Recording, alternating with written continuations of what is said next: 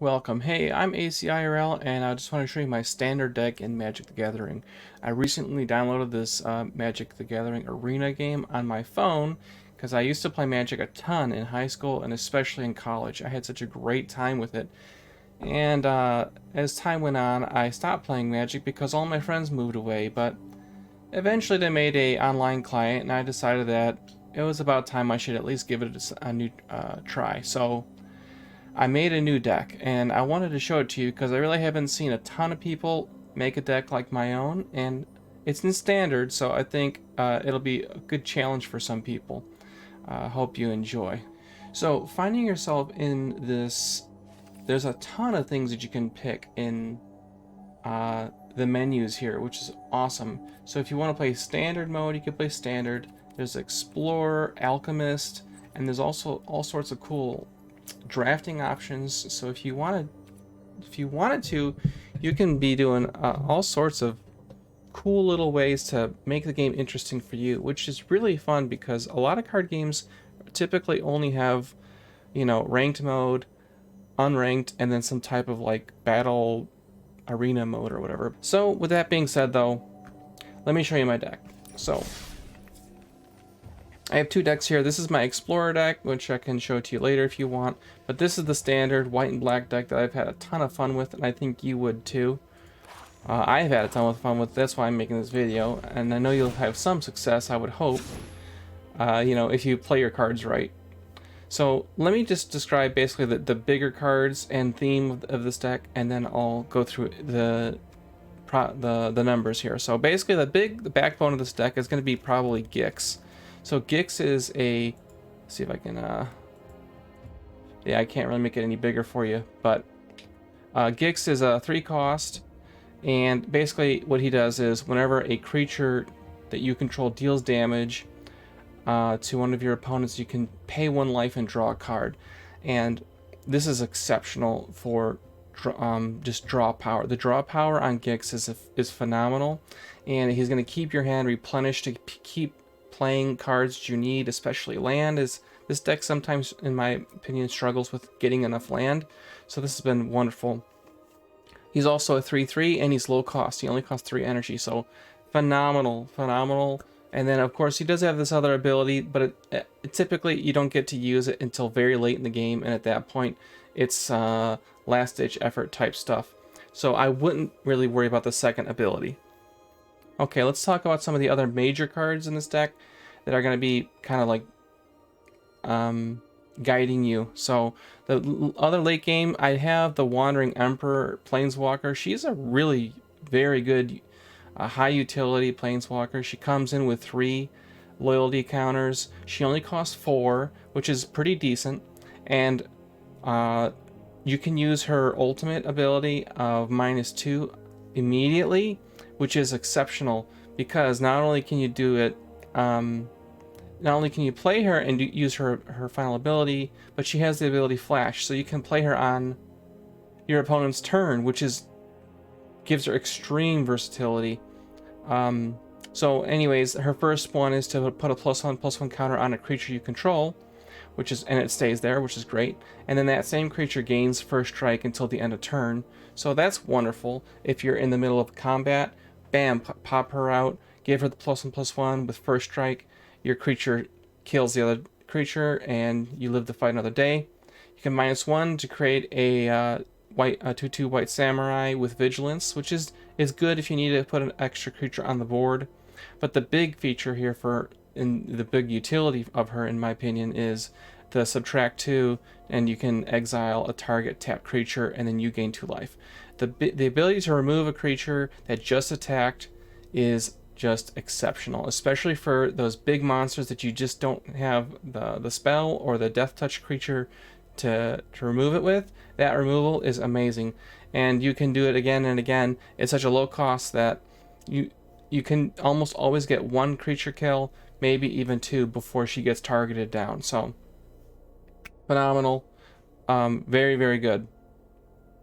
The Wandering Emperor, and I think she's like $20 right now from what I saw on just the actual physical card. Now next one here, Shieldred the Apocalypse. 2 swamp, 2 colorless. Another exceptional card. I only have one. I debated about having two in the deck. What the Shieldred does is it has Death Touch. It's a 4/5. So a 4/5 with Death Touch for 4 mana is already a pretty strong creature. You can see it is a mythic, so I guess that would make sense. But the ability is really what makes her so dangerous. I assume it's a girl. It looks kind of like a girl monster. Whenever you draw a card, you gain 2 life. Whenever your opponent draws a card, they lose 2 life. So you get her out on turn 4 at the earliest, and the longer she stays on the board, she typically stops enemies from oncoming to attack, because most people don't have a 4/5 monster and they can't just overpower her. So the Death Touch really slows down a ton of small creatures. They just stop attacking. It slows down the game, and it's what you really want, especially with this card, because the more you draw and the more your opponents draw, so the more turns that pass, you're getting this good separation. Now, this deck relies heavily on you gaining life to do certain abilities, and having Shieldred on the board pretty much guarantees that you're going to be able to do a lot of the card effects that you're going to want. So that's one of the major benefits too of the design of this card. But in any event, yeah, it's an incredible card. Oh, for example, Gix, you take whenever you deal damage, you need to pay a life. Well, Shieldred's guaranteeing you 2 card draws and not threatening your life in any way. So this is kind of the idea. All right, the other Planeswalker that I have in the deck is Sorin the Mirthless. It's a vampire. It's a pretty good draw. I really have him in here for the draw ability. So basically, he comes in with 4 loyalty tokens. You can pay do +1 to look at the top card of your deck, and then you can reveal it. And then if you want it, you have to pay the mana cost in life to take it. It's exceptional. I almost always take the card because more cards in your hand really does matter in Magic, as you know. But it's really exceptional for, like, if you see a land, you can just you reveal it, put the land in your hand, put the land down, bam, you got another land. So that's wonderful. The other option that I have had a lot of use out of is the -2 to create a 2/3 flying vampire with lifelink, and for the flying and lifelink. The 2/3 flying lifelink is just wonderful. Again, you're gonna need to get life in this deck, so that's why it's so helpful. And then, of course, this last ability I've only gotten to end the game with twice out of roughly 15-20 games, so it doesn't happen that often.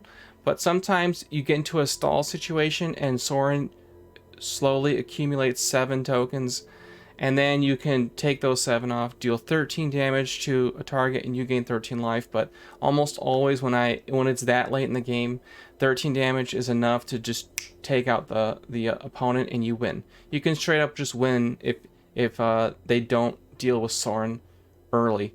So he's a very useful character. Okay, lastly we have another vampire, Edgar the Charmed Groom. He's a pretty powerful card. He's essentially just a 4/4. Other vampires you control get +1/+1. So I have Sorin produces that vampire. I don't know if I have any other major vampires in this deck, to be honest with you. But basically when he dies, he starts spawning vampires, little 1/1 tokens, in this Edgar's Markov's coffin. And then once there's 3 or more tokens on the coffin, then he respawns on the battlefield. So basically, once you get him out, he's always going to be doing something, which is awesome, because there's no Wrath of Gods in Standard, but you know, any kind of removal, unless if he gets exiled, he will always come back eventually. So, and you could chump block with little vampires that he spawns. So it's good. All right, and lastly, I have the Hero of the Dunes. I have 2 of them. This is gonna play into the real metagame of this particular deck, which is always getting creatures from the graveyard. So we're gonna talk about that in a minute. And then this is the kind of the I just added them in to test them out here. It's really cool. It's the Steel Seraph. It costs 6 mana, but you can pay him for his prototype cost instead, and he'll come out as a 3/3. He has flying, and then his ability is, at the beginning of your combat turn, you can give one of your creatures flying, vigilance, life, or lifelink until the end of turn. So giving the ability of one of your creatures the ability to fly in particular, or vigilance, or lifelink. Those are all wonderful abilities that definitely can be used by the creatures in this deck. So let's talk about what the deck actually does. So those are the major cards that you're gonna basically want to like get to early if you can. Or what I mean to say is those are the cards that you're gonna want to like really have the backbone. That's the major organizing cards, but the grunt work is really where the deck shines really well. So let me talk about that now. So in particular, here are the dunes and other cards like I'm going to talk about in the future here is really where the deck really shines. So let's go back to the beginning. We start with 3 Battlefly Swarms. Basically, these are just great. You can ping them early, and you can pay 1 to give them Death Touch. So they're exceptional for defending mid to late game to deal Death Touch to any bigger monster that you just can't deal with. The Banelish Sleeper, it costs 2. You can pay the kicker, and it's a 3/1. And basically, this is another excellent early removal card. So typically, early game, your opponent might get a good 3/3 or 4/4 monster out, and you just can't deal with that. You can pay 3, and you can pay the kicker, and then basically, if it's kicked, each player sacrifices a creature. I almost always sacrifice the Banelish Sleeper, but my opponent only has 1 creature to sacrifice, and it's the one I can't deal with. So, hey, 3 mana to remove him early. It's awesome. All right, so I got 2 of him. I got a disenchant because almost always, at least in arena, the disenchant is very, very useful. There's a lot of course, in Brothers War expansion currently. There's also a lot of artifact creatures and artifacts. So wonderful. Almost every game, I find a good use to throw this on something. We have 4 Phyrexian Missionaries. So this is, again, one of the biggest grunts that gets a lot of action done in the game. So it costs 2 for a 2/3. Again, great stats. It has lifelink, so you're going to be getting a lot of life, which is awesome. I almost always am hovering around 25, sometimes upwards of 30. Very useful. And then if you pay the kicker for 4 mana, then you can return any target creature card from your graveyard to your hand. So anything that died, you can bring back to your hand. It's going to be wonderful because, like I said, you're just going to want to keep grabbing units from the grave and replaying them because you're going to see how they all interact here in a minute. 4 of them, 4 of those Phyrexian Missionaries.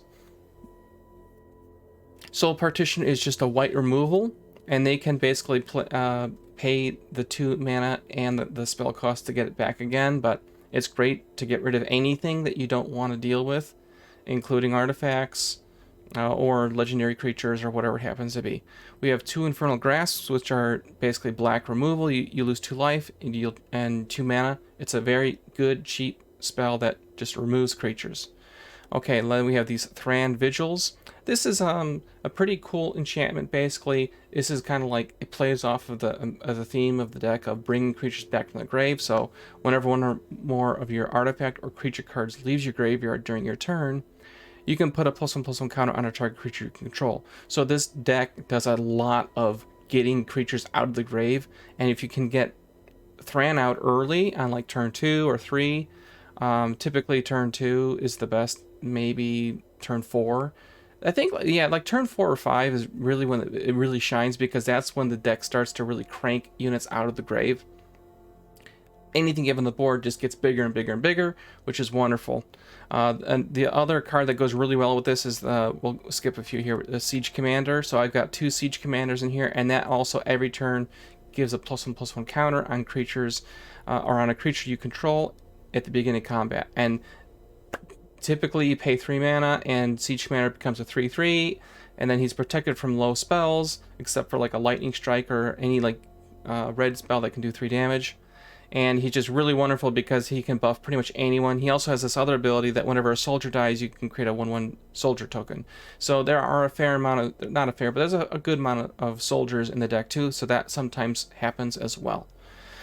Okay, so here's this guy, Elias Ilkor. He is a great always want to play him first if you can. He has Death Touch, 2 mana, he's 2/2, so pretty decent, but the Death Touch really does matter, especially early game. And basically he has a very similar ability like Shieldred did. Whenever another creature enters the battlefield under your control, you gain a life, and whenever a creature you control dies, your opponent loses 1 life. So it's like a baby version of the Shieldred the Apocalypse. So wonderful, wonderful card. Always play him early because when you play him, then if you play him first, then every creature that you play after him, you'll be gaining a life. So that's great. Okay, this is another really complicated card, but it is very powerful if you have the patience to make it work. The Bereaved Survivor costs 3, and it's a 2/1, so it's not the greatest creature. You really don't want to fight with the Bereaved Survivor because she'll just die. Okay, but her ability is really where the selling point is. So whenever another creature you control dies, transform Bereaved Survivor into the Dauntless Avenger. So you need to basically make sure that your other creature dies, whether it be the Battlefly Swarm, some bee, or the Sleeper, or anything needs to die essentially. And then she becomes the Dauntless Avenger. On the left here you can see. And then it says whenever Dauntless Avenger attacks, return a target creature with mana cost 2 or less from your graveyard to the battlefield tapped and attacking. So when she attacks, she spawns units out of the grave. And again, that procs the Thran's Vigil. And of course, if it's like the Battlefly Swarm, that's a 1/1 flying. You can pay 1 to give it Death Touch, or typically I will take out Elias because I imagine it's a guy. He happens to die a lot, but he has Death Touch. So you're basically getting a 2/2 Death Touch unit out of the grave, and it attacks. So it's exceptional. And for whatever reason, people typically don't defend the Dauntless Avenger. So if she gets to attack again, then she gets to take out another creature out of the discard pile and puts it into the attacking. So it's just exceptional. There's a ton of 2-cost creatures. Of course, Phyrexian Missionary is another great choice because a 2/3 with lifelink is just, it's awesome. So Bereaved, we have 3 of her in the deck. I've tried to put 4 in the deck, but this is a slower card you have to think and plan around, and I've debated whether or not I need 3 or 2. I've settled on 3. If you find different frequency, then you can feel free to use a different frequency, but I found her to be exceptional. Siege Veteran, I already explained. Urza Silex. So this is a great board wipe and removal. So very often you might be in the middle of the match with this particular deck. You'll be in the middle of a match and you're getting overrun with a lot of heavy red or something. You put this out for 3, and then on the 4th turn, you pay the mana cost, you exile this card. You can only play it as a sorcery, so it's pretty restricted. You can keep up to 6 mana, and then if you pay 2 extra mana, then you can search your deck for a Planeswalker. You've already seen the Planeswalkers in this deck, so that's wonderful. And then you destroy everything else, and then your opponent does the same. So they everything they have, if you're getting overrun, it's a great pop in case of emergency. That's over. The whole match resets, and if you've been playing your cards right, you should have a bigger card advantage in your hand. Your opponent probably has not very much in their hand as far as cards or what stuff that reality. So you should be able to really swing back into things on the following turn. Okay, next we have Blood Pact. It costs 3, you lose 2 life, and you draw 2 cards. It's an instant, so you can play this on your opponent's turn before they're done. It's just a great card draw. You typically have to play it around turn 4, 5, and 6, somewhere around there, to get more land and maybe a creature or 2. Okay, lastly we have this Courier Bat, and the Courier Bat is a 3 cost 2/2 flying, which isn't the greatest, but its ability is really where it shines again. And I've debated whether or not having 2 or 3 of the Courier Bats. So I decided on 2. You might decide to have more. Courier Bat basically says that if you've gained life this turn, you can draw or take a creature out of your graveyard to your hand. So again, this is just the plan of the deck is just to keep getting creatures out of the graveyard and put them back into the battlefield. And of course, like I said, that Thran Vigil, I have 2 in the deck, so if you have at least 1, then any creature you do have on the board, you can put those and upgrade your units for, you know, bigger monsters. Okay, so that is the deck. Lastly, I have, as far as land goes, I have 5 plains, 6 swamps. I have 4 scoured barrens, and that's basically when it enters the battlefield, you gain a life. The Scar Barons, again, works with the Courier Bat. The Courier Bat you're going to have to pay attention to. It really has not great value unless you gain life that turn. So if you really want to play Courier Bat, make sure to play the Scoured Barons on that turn, or gain life in any other method. We have the Shattered Sanctum. This card is just exceptional. Every color variation of this, but basically you need to have 2 lands, and then you can put him down for free, and he comes into play regular, not taps. And then I have 4 Evolving Wilds. Search your library for a basic land card, put it into your battlefield, tap, then shuffle. So basically this just removes and gives you better priority for every other card that you want to get out of the deck.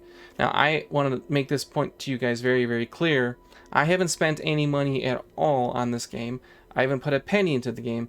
I made this deck completely just by playing and using the free resources that the game gave me. So if you think this deck is interesting, please let me know, and I will now play a couple matches just to give you an idea of how it performs. And if you think that there's maybe better options as far as land or creatures or anything that makes the deck more interesting or more powerful, please give me some advice in the comments. I would really enjoy it. Okay, so I just wanted to show you a little bit of the breakdown here about how this looks. We have 25 creatures, 12 spells. The breakdown is, it leans a little heavy on the swamps. Average is around 2 to 3 mana, and then you can see the rest of the stats here if you care to know this kind of stuff. So okay. So let's go.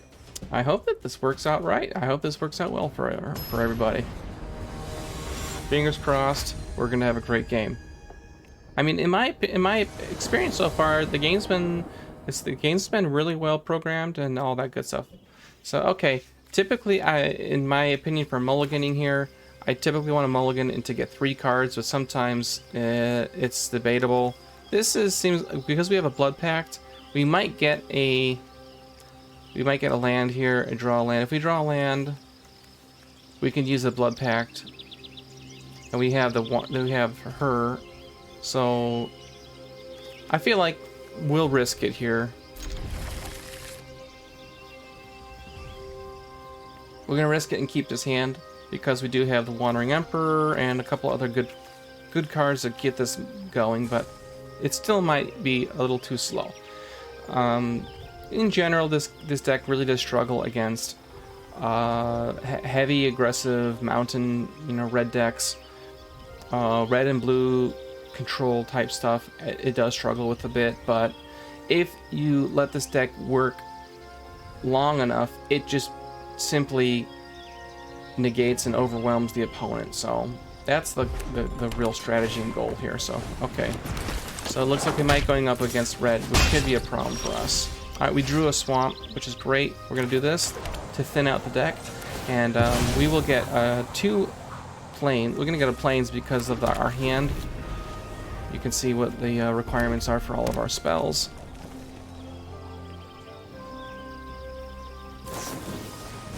So we're playing a aggressive red deck here, so this will be a good test to see what happens. Alright, he's down to 3 cards.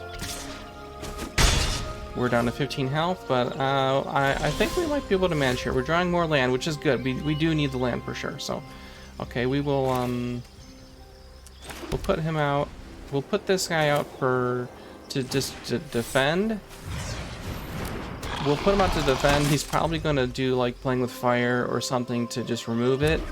We'll see here. And the festivities. Deal 1 damage. Okay, he didn't, and he's going to attack here. So we'll be down to 12. He might play an instant, but the trouble is he draw too many lands here. Okay.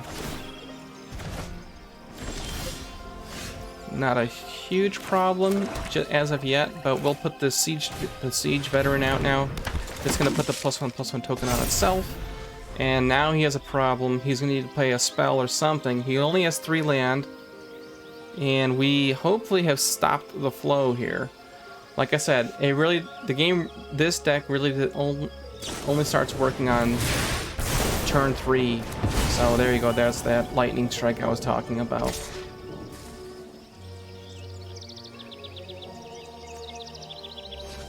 I think we might have to do this Infernal Grasp next. I don't know. We'll see. Okay, well we can pay the we can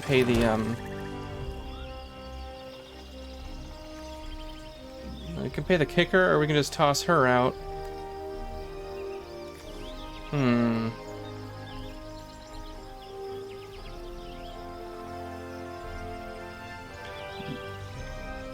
Yeah, let's do this. So we're gonna play her. You started this And then we will. I'm going to end it. We'll do this to kill him because we just, you know, he's probably gonna use his Ronin to kill the Wandering Emperor. He just doesn't want to waste his time attacking a Planeswalker instead of me, and we also gain 2 health. So, again, with these aggro red decks, you just have to stave and slow down the opponent. And the good news for this deck in particular is that we do gain a lot of life. So hopefully that will make the difference here. Okay, so this is Reinforced Ronin. It's a pretty good card. I've seen used and killed me plenty of times. Okay. Alright. Let's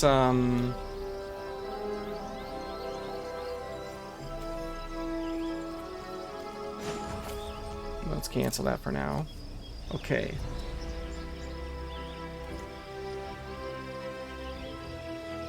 Again, we need the land now is the problem. So, okay, so let's put the Baelish out. We're not going to pay the kicker.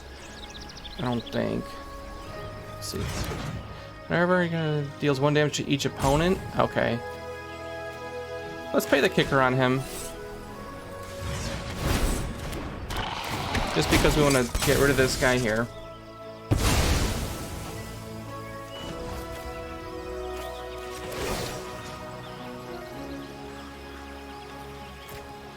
Sadly, I can't put the counter on anything, but it's gonna give her another health. It might not matter though, because again, we know the Ronin can attack us, but it'll protect us against someone like this.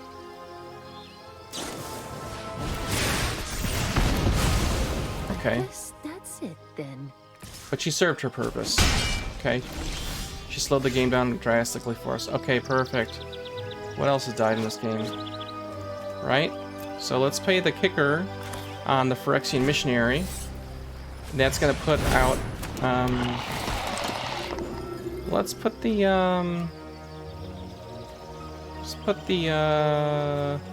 Baelish Sleeper in our hand again. That way we can use him to get rid of this Monastery Swift Spear.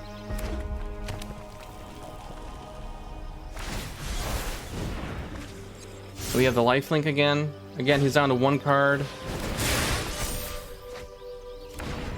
Okay, these chicks are going to be really a pain in the neck. But again, see, he just couldn't do anything. Alright, we're going to gain a life here. We are going to use this, pay the kicker to get rid of her. This person, yep. Now we know that they both have Flying Haste. They can't block. Whenever you attack with 3 or more creatures, you can pay 2. Okay, so that's not going to happen. It won't matter if we attack here because of the chicks, so we're just going to do no attack, so we can pretty much guarantee a block here. Okay.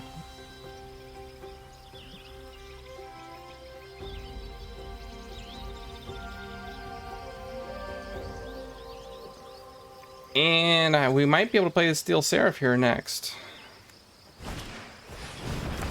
Or, if we can, the Bereaved Survivor. That'd be excellent.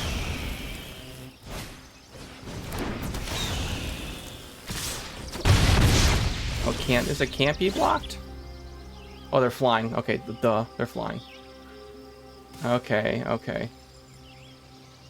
Well... 1, 2, 3, 4, 5. Yeah. We definitely are gonna need. I don't want to do this blood pack because we could die. We're down to 5 health. Let's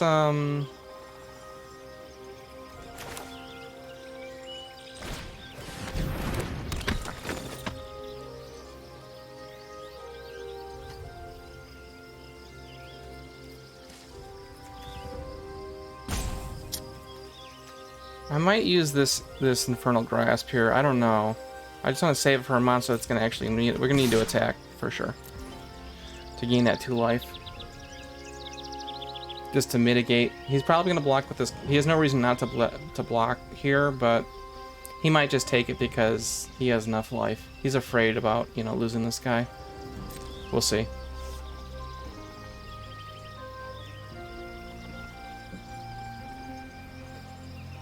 One thing I should mention is that I am a pretty normal.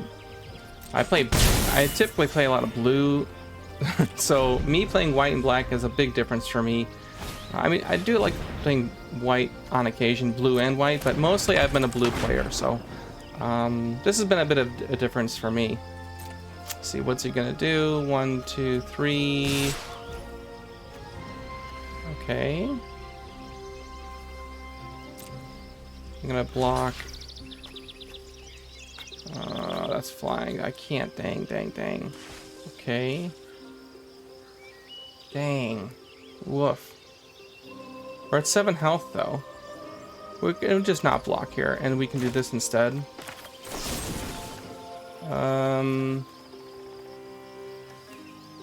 Let's get rid of this chick.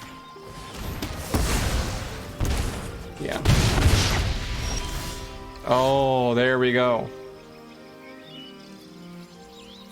Okay, well, I don't know if that helps though, because we're such low health.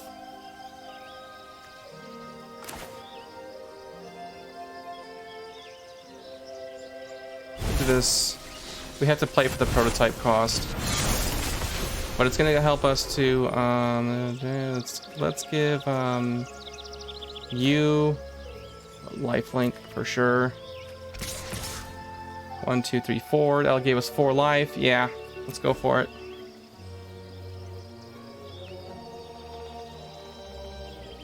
He should block the bereaved survivor here. I don't know why he didn't, but we're up to 7 health now. We can kill anything. We can kill that other chick for sure. Block that one for sure. Yep. Yep, and we're gonna be just fine. And now I have this Urza. Oh, it's over. I think we've got it, guys. Let's put out Gix now. Let's give you lifelink now, because he already has flying. Attack here, attack you, and attack you. Let's just keep the bereaved survivor to defend just in case. We're up 5 health now. We will use that to draw 2 cards and put out our land, gain another life, and then we can do Soul Partition to get rid of. Deal 1 damage to the opponent. Soul Partition. It's an instant, so let's save it just in case. We can play it on our opponent's turn to make a change if we have to. But I think we actually have got this in the bag now. We were able to slow them down with the Wandering Emperor, and they haven't been able to deal with the life gain that we have. So that still serves a very powerful card. It's in a lot of the promotional. This one here, it's in a lot of the promotional art as well. So. Okay, let's do this here. Yep. Let's Soul Partition that.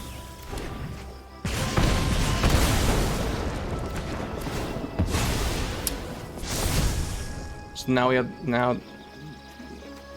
we have the Dauntless Avenger, who's gonna spawn a creature because they did that, so that's good.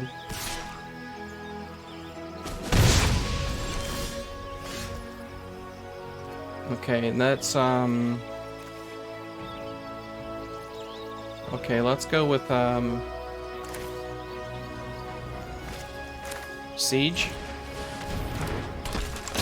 And then let's go with this Silex to make just, I mean, we don't need to worry about it. So let's put the +1/+1 counter on this Steel Seraph here. And then we will choose to give the Dauntless Avenger lifelink. Let's attack with all 3. And then we can also put the Banelish out, attacking, as I talked about earlier. So yeah, this might be it. I think we have it. I don't know exactly, but we should have a 1, 3, 7. Yep. Yeah, we did it. All right, sweet. So of course, look, I'm only silver tier 2, but I got very close to gold last before the season changed. I came in like halfway through the season, so. Yeah, this is how the deck works, and you can see it was able to withstand even a heavy aggro type stuff. Not always. I mean, sometimes it just feels like the deck is like molasses, but in general, as long as I can get to around turn 4 or 5, you're gonna be just fine with this one. So let's try a second time around here, just to kind of give you guys a demonstration of what's to come. We're gonna come up against Spade 3x. Okay, so we have the perfect, well, not perfect, but very good hand. 3 land, 2 Phyrexian Missionaries, and a Battlefly Swarm. So we shall keep.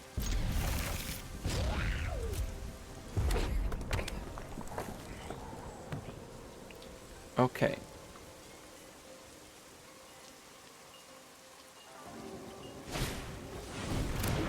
Looks like it's gonna be another red aggro deck, which is fine. I'm gonna save the Battlefly Swarm because I expect that they are gonna be able to burn it real quick. So we'll just go for the slow play here, get ourselves a Plains, and more than likely they're gonna be trying to rush down. So. Unfortunately, that looks like that's how this deck is going to be played against us. But we have a kind of somewhat better starting hand than last time. I don't know. We'll see here. Another one. Jeez. Okay.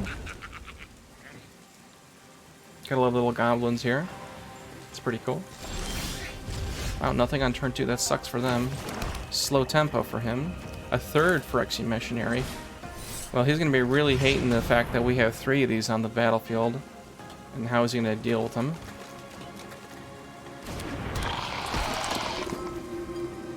Whenever you cast your next creature spell, that creature gets plus 1.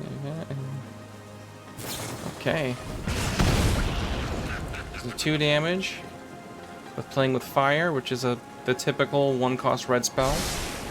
The other one is Lightning Strike. It deals 3, but it costs 2 mana. Not as good as the original Lightning Bolt, but, you know, still. Okay, so we got this here.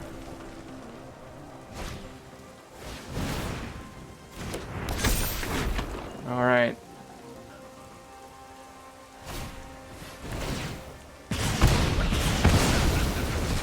Ugh.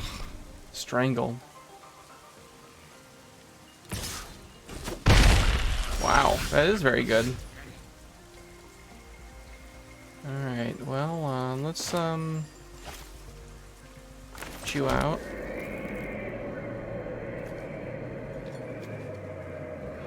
Put out another one of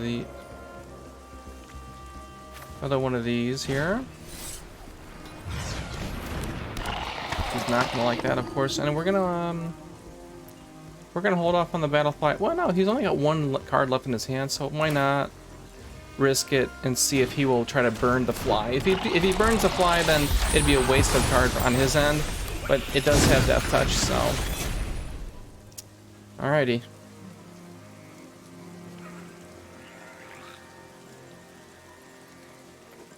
I'm feeling halfway decent about this. Oh, he had a mountain in his hand, which is terrible. Alright, and he's got a creature. And it is a, at the beginning of your combat, charge gets +1 and haste. Okay. And then when it turns to night, then it'll change. Okay, so he's attacking with everything. We will block and kill that one. And then with this one here, we're gonna wait on it. He has nothing left in his hand, so we're gonna be taking 6, 7 damage. So I'm down to 6. But no, we won't be because we got the life link here. This is gonna really stink for him. So we can do this. Pay the kicker to make him kill one of his creatures. We will kill the Baneless here.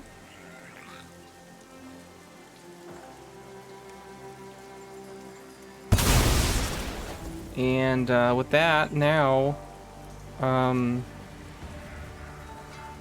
we will wait. I don't know if I really want to attack with the Phyrexian Missionary here. I feel like I should, just to get, but we will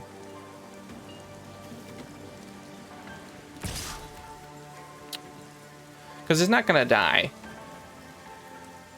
Maybe you guys in the comments can let me know what you think to do here, but I think we'll go for, yeah. I can't kill anything with the Phyrexian Missionary right now, anyways. So he'll block here, but I'll get 2 life. You know, it's just that I'm gonna be getting the 2 back from him anyways. Next turn I can play this for the kicker cost to get the Baneless Sleeper again, and then cast the Baneless Sleeper next turn. Oh, wait a minute. What does that say? Yep. There's all that. What is the spell? You can't turn. You can't be.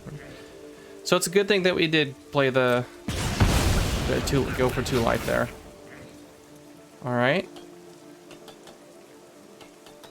Not a huge problem. Because he's gonna, if he attacks, I'm just gonna block with this Battlefly Swarm. Yep, so we're gonna pay for his ability here, and this is just gonna give him Death Touch. Throw it on him. And we're good. Alright. Do this, this. And then we're gonna bring back the other Phyrexian Missionary into our, should we do that? Yeah, I think we should. We'll bring the other Phyrexian Missionary back into our hand, which is going to guarantee more life link. And, of course, another creature that we can get back from the grave. And just become all sorts of annoying, you know? Oh, jeez. All right.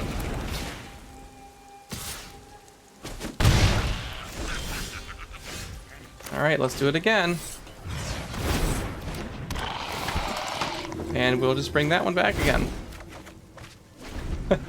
And hopefully we'll draw a land here. Okay, he drew a land, so he can't do it again, which is gonna be great for us. We get to gain life here. Okay, now we can do this. 1, 2, oh no, I can't do that. I need one more freaking land. Alright, let's do this. We'll pay this for the kicker cost. And then we will get the Baneless Sleeper here, so that next turn we can guarantee a kill. But that probably won't. We're going to just gain 2 life here. He's going to block. He has no reason not to. But we get this. We got our free kill here, and then we can risk a Blood Pact, and then disenchant. We have no reason to. You saw. I have the disenchant for more important, dangerous things. You know. So we're back up to 8. He's not going to be able to deal with this. I think, again, we have a whole hand here, and he's got nothing. So, all things considered, I think we've got a good chance. All right, there we go. Now we can do this, pay the kicker cost. That will kill off one of these guys.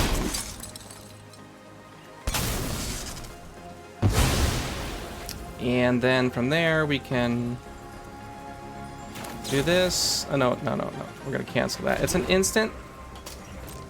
So we're going to do a attack here. This is really just about gaining life more than anything else. We're going to be gaining 2 life, essentially, because he'll attack next turn. Most likely. You know, I'm surprised he didn't block there. And now it's his turn. But on his turn, at the end of his turn, assuming we don't need to disenchant anything, we will be playing Blood Pact to draw 2 cards. And he really needs something to, whatever here, he needs to look for something that gives him more draw power. That's what he needs right now. So that's what he's looking for. Yep, we'll pass here. And then it's our turn, so we will do this to draw 2 cards, take 2 damage. All right, perfect. We're gonna do this to gain a life. And then we will, oh, he didn't attack this turn, so, I mean, we don't have to worry about him defending or anything, so throw her out. She'll be getting more units out of the grave. And this is going to be, see, now we're up to 13, he's at 12. And again, this is typically how this deck works, is you go down in life early, and then eventually you start to rise back up, and then you start to siphon everything out. Just like that Shieldred. Sadly, we didn't get to see Shieldred or Gix this round. But as you can see, just the base units really do a lot of the heavy lifting, which is really what you want, because those other upper level cards are really icing on the cake. They are nice, but you know, the real workhorses do just fine by themselves.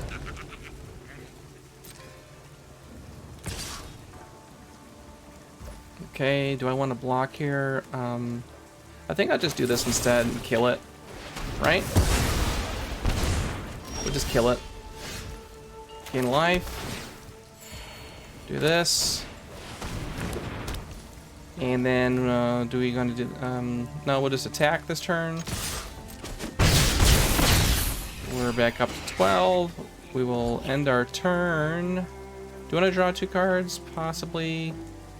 2, 4, 6. Well, we're gonna pretty much guarantee a win here next turn, so why not risk it and see if we can just overwhelm. Okay, well, it's a good thing we did it, because there's 2 lands there that were not going to be helpful, so. Oh, and he drew a land. That sucks. Oh, a dragon. Wow. So probably he was happy to get this. When Tyrant enters the battlefield, it deals 4 damage to any target. And no haste. Okay. So how are we going to deal with that dragon? This could be a problem, right? He means 4 damage to me, most likely. He has flying, doesn't he? Yep. Okay, that's dangerous. That's not good. Ha! Look at this. Oh, we'll just play the kicker here and just get rid of the dragon. So this is why the deck is just so fun. Because, you know. And then because we killed the dragon, she turns into the Dauntless Avenger. So, and then when the Dauntless Avenger attacks, she'll bring the other units back out of the grave. It's just awesome. It's an awesome deck. I think you'll have a great time if you want to see more of this. I don't know, maybe I'll make more videos on my decks that I've made in the Magic, the Gathering arena. Well, that was awesome. Thank you so much for hanging out. Please leave a like, comment, and share with your friends. If you'd like to play card games, I would love to play card games with you. And I have plenty of great friends in the Discord as well. So if you'd like, please join the Discord, and then we can get to know each other and play some cards. So, hey guys, let me know if this helped you, and I will talk to you again soon. Bye.